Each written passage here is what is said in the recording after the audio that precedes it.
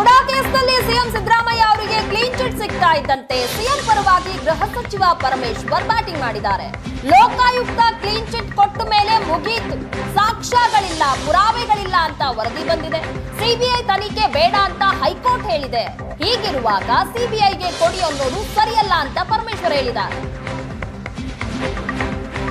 ಅವರು clean chit ಕೊಟ್ಟಿದ್ದಾರೆ ಅಂತ ಹೇಳಿದ್ರೆ ಅವರ ತನಿಖೆ, ಹಾಗಾದರೆ ಅವ್ರ ತನಿಖೆನೇ ಪ್ರಶ್ನೆ ಮಾಡ್ತಾ ಇದ್ದಾರೆ ಬಿಜೆಪಿಯವರು. ತನಿಖೆ ಅವರಿಗೆ ಸಿಕ್ಕಿದ ಸಾಕ್ಷ್ಯಾಧಾರದ ಮೇಲೆ ಅವರು ತೀರ್ಮಾನ ಮಾಡಿದ್ದಾರೆ.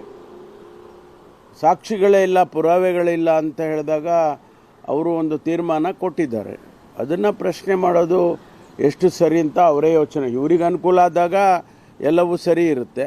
ಹೈಕೋರ್ಟೇ ಬೇಡ ಅಂತ ಹೇಳುವಾಗ ಅವ್ರು ಮತ್ತೆ ಹೋಗಲಿ ಕೋರ್ಟಿಗೆ, ಕೋರ್ಟ್ ಮುಂದೆ ಹೋಗಿ ಮತ್ತೆ ಒತ್ತಾಯ ಮಾಡಲಿ ಸಿ ಬಿ ಐ ಕೊಡಿ ಅಂತೇಳಿ.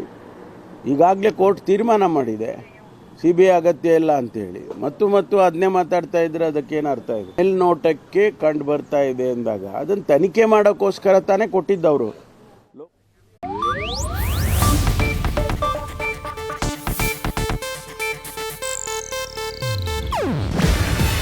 ಇದು ಏಷ್ಯಾನೆಟ್ ನ್ಯೂಸ್ ನೆಟ್ವರ್ಕ್ ಪ್ರಸ್ತುತಿ. ನೀವು ನೋಡ್ತಿದ್ದೀರಾ ಏಷ್ಯಾನೆಟ್ ಸುವರ್ಣ ನ್ಯೂಸ್.